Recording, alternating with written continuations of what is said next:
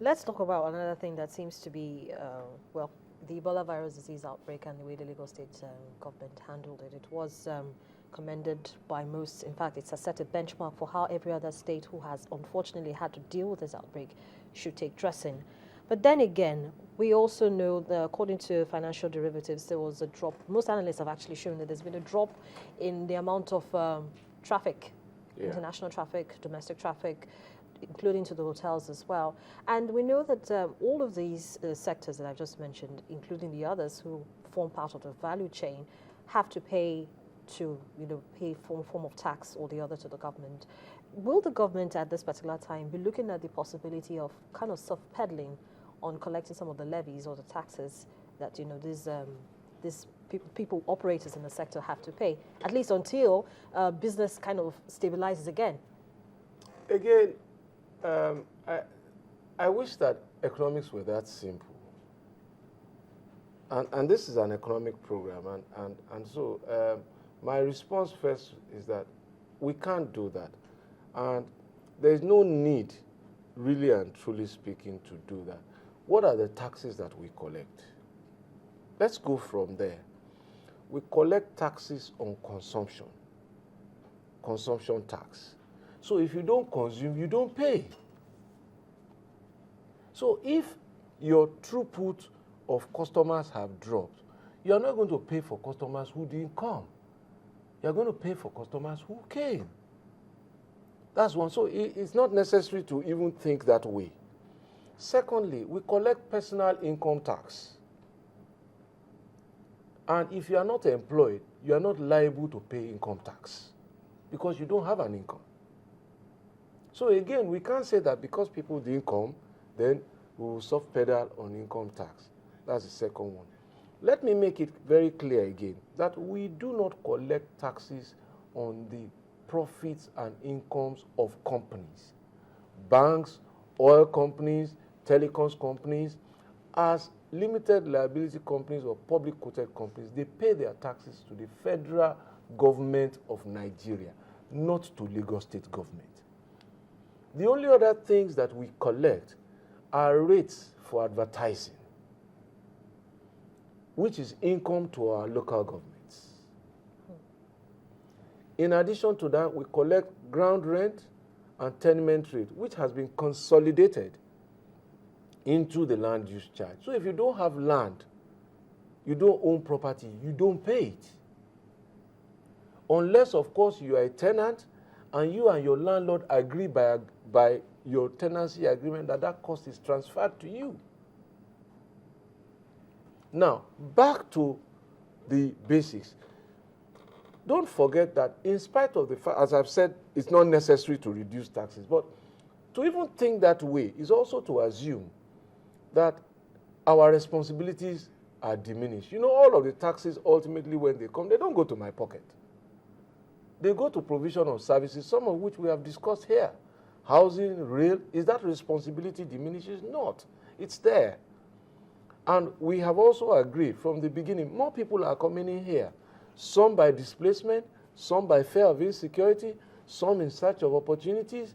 They need land, they need water, they need schools, they need hospitals, and so on and so forth. We need to secure them.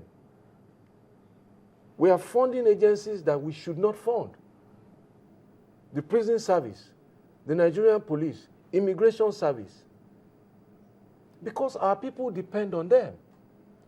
Our government built the Ikeja Immigration Office, furnished it, so that people can get access to passports and everybody doesn't go and sit down in Ikoyi.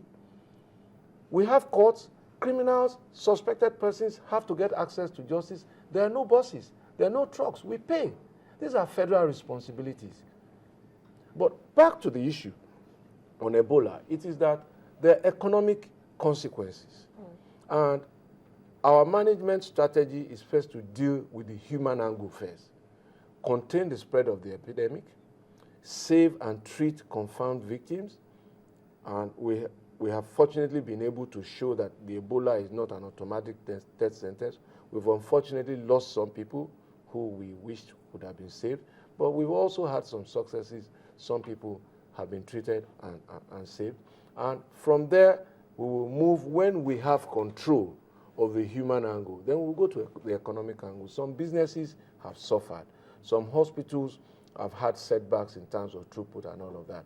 Some people have been unable to work because they are suspects, they are under surveillance and all that. We are going to have a total makeup of all of that again and see what the numbers look like and see where our government can intervene, provide some cushion so that we get on with our lives from there. Beyond that is the final leg of our plan, which is that what happens in future. Because we were lucky, we had an infectious diseases hospital which we could quickly convert. There are lessons to be learned that we must upscale, we must rebuild that, and we must also now go into research and development going forward. So that's the plan. Okay, now going forward as well, the Lagos State has the highest internally generated revenue, but it also has a sizable domestic debt. How is that being managed? Well, I think the best way, when people talk about internally generated revenue, perhaps I can only appeal that they should also see the internally generated and externally generated problems, migration and people. 21 million people and counting. And counting.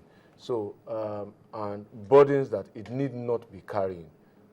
Assets of the federal government that it could do with a lot of help in terms of managing the way other federal governments have managed their former capitals when they've moved out, making statutory and strategic financial interventions to maintain national assets they leave in a former capital. All of that are the things that we're carrying. We're carrying so many other things. So, yes, our debt is not a secret. Every time we've come to the public to come and borrow. But you know what? Let's measure this debt by very simple things. Let's not talk technical, especially for people who are watching us at home.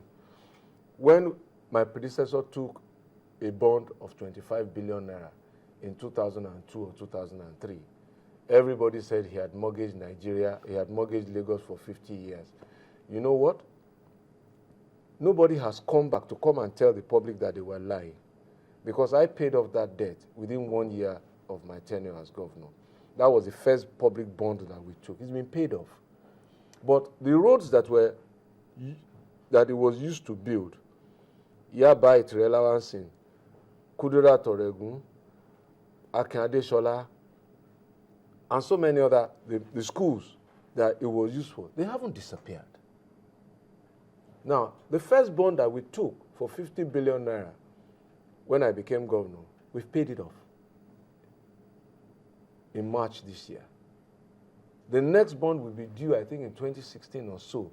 The amount standing to the credit of the trustees in the trust fund, which sinking fund, that we mandatorily by law contribute to every month to secure that debt, is in excess of what will be due. But perhaps to cap it all off, we are the only state in Nigeria today that has a global Fitch rating of BB-, stable with a positive outlook. That is the rating of the Federal Republic of Nigeria. No other state in Nigeria has that rating. Those who had any rating close to that have lost it, except Lagos State. So that's our financial status today. Well, Governor Fashola, we're clearly out of time, but we really need to, get your thoughts on this, because viewers are actually tweeting at us and asking this question. The Lagos homes, is it going to continue after your tenure? It's intended to continue, and that's why I've talked about institutions. We built a certain number of homes, and if I didn't want it to continue, the thing to do was sell off all the houses. So my successor is going to inherit houses completed, houses in construction, and will continue from there to build more. We're looking at a rent-to-own policy, which will be another highway. But it leads to a mortgage, but it's a much more softer angle for vulnerable people. But we have to do the economics. Well, we're going to keep calculating those economics and keep our eye on the variables. But thank you so much, Governor Fashola, for coming on the program this morning. It's been an interesting conversation. Although we couldn't thrash out all the issues, I'm sure we'll have you back here again sometime soon. Hopefully. Well, Well, I've been speaking with the Executive Governor of Lagos State, His Excellency Babatunde Fashola, SAN, and we've been taking a look at the Lagos State economy, some of the issues that have come up, including the Lagos homes infrastructure, electricity most especially, and like the governor has said, it is work in progress and definitely they will see the end of it. But that's the end of the program for today. Thank you so much for being a part of it. I'm Harriet Agbeni.